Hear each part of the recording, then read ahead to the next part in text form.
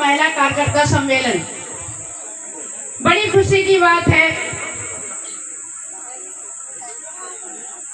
आज यहाँ जो कार्यक्रम महिलाओं का रखा गया, जिसमें हमारे युवा नौजवान साथी सभी हैं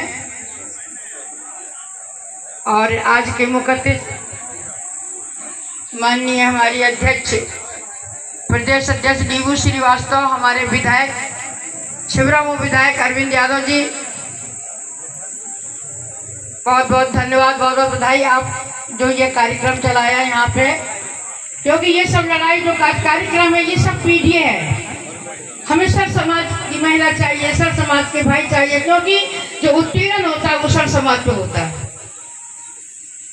यहाँ देखा, यहाँ प्रशासन को भी बहुत धन्यवाद, मीडिया प्रभारी सभी को बहुत बहुत धन्यवाद, दूर दूर से आई हमारी माताएं बहनें, हमारे भाई सभी को बहुत बहुत धन्यवाद बधाई। हम अपनी बहनों को ये बताना चाहेंगे कि हम सब लोग बहुत इस चीज के लिए समझदार हैं और हर बात को समझते हैं। पहले का जमाना ऐसा था कि जो लोग हम लोगों से कहते थे वो अबला हैं, महिलाएं नहीं कुछ जानती हैं। आज महिलाएं देश, धरती, शासन, प्रशासन सबको संभाले हुए हैं।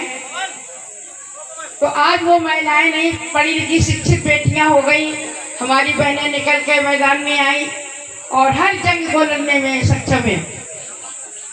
तो इसी तरीके से माननीय राष्ट्रीय अध्यक्ष जी ने जो ये पीटीए की लड़ाई लड़ी है, माननीय राष्ट्रीय अध्यक्ष जी को बहुत बहुत धन्यवाद, जिन्होंने हम सब समाज के बारे में सोचा।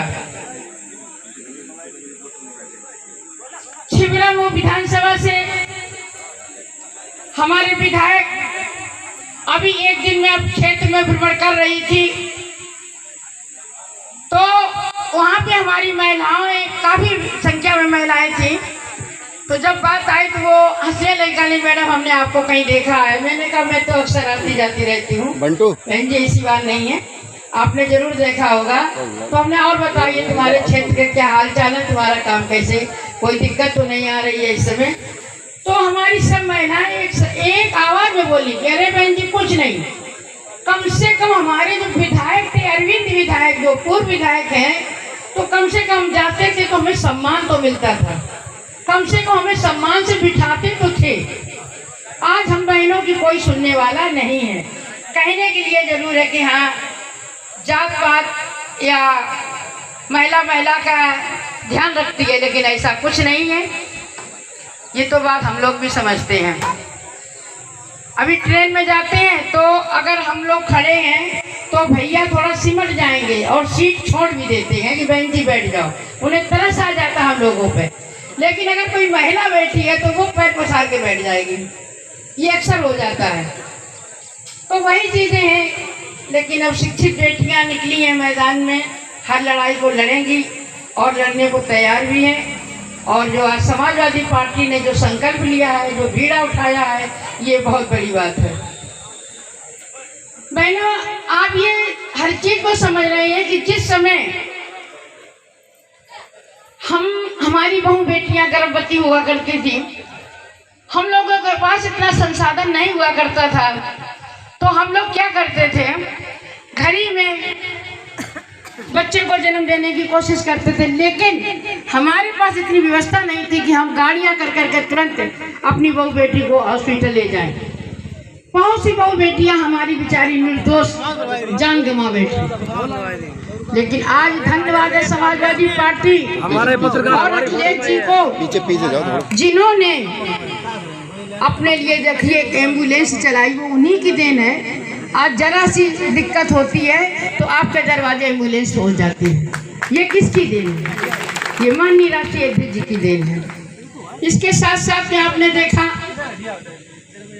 जो व्यक्ति परेशान था, गरीब था, तो उसको सताया जाता था, लेकिन वो अपनी बात कोतवाली में जाकर, थाने में जाकर नहीं कह पाता था, क्योंकि वहाँ जब वो पहुँचता था तो उसकी कोई सुनने वाला नहीं था, क्योंकि जो दबंग टाइप के लोग थे उनके पास पैसा था, तो उन्हीं की सुनी जाती थी। लेकिन ये जो 112 नंबर चल रहा है, तब उस समय अनुमाननीय राष्ट्रीय अध्यक्ष जी ने 100 नंबर चला करके आज हमें आपको इतनी बड़ी सुविधा दी है कि अगर हमारे दरवाजे पे कोई भी व्यक्ति बदतमीजी करता है या हमारे साथ में गलत व्यवहार करता है तो हम 112 नंबर मिला देते हैं और इसके बाद में हमारी वहाँ पर पुलिस आ जाती है और हमें न्याय मिलता है। लेकिन दुर्भाग्य ये है कि इस समय जो वर्तमान सरकार में अखिलेश जी ने जो चलाया वो तो सब ठीक है, लेकिन वर्तमान सरकार में आज अगर कोई बात होती, गरीब के साथ में कोई अन्याय होता है, चाहे वो जेंट्स हो चाहे वो महिला हो, मगर थाने में अगर जाता है तो उसकी FIR जल्दी नहीं लिखी जाती, उससे पूछा जाता है। कहीं कहीं धोखे में भी पता ना चल जाए कि आप इस समय सत्ता वाली पार्टी में या विपक्ष वाली पार्टी में। अगर धोखे में भी पता चल गया कि आप विपक्ष में हैं या आप किसी पार्टी के नहीं हैं तो आपकी सुनाई नहीं की जाएगी।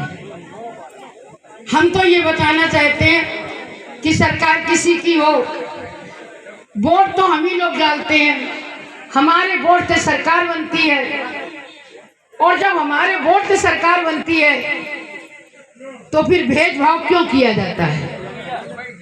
भेदभाव नहीं करना चाहिए। आज ये सरकार में आप देख रहे हैं, हम मानते हैं कि खाली बेटों की गलती नहीं होती है, उसमें बेटियों की भी गलती होती है। कुछ लोग कहते हैं कि लड़कियां छोटे छोटे कपड़े पहन के निकलेंगी तो फिर होगा क्या?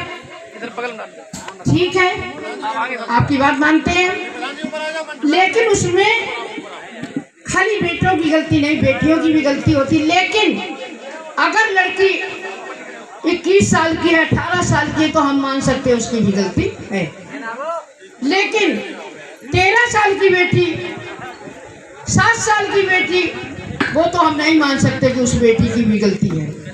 ये वर्तमान सरकार में 13 साल की बेटी से लेके 17 साल की बेटी, 7 साल की बेटी के बलात्कार हुए, बेटियां जिंदा जलाई गई। तो क्या 13 साल की लड़की और 7 साल की लड़की की भी गलती थी?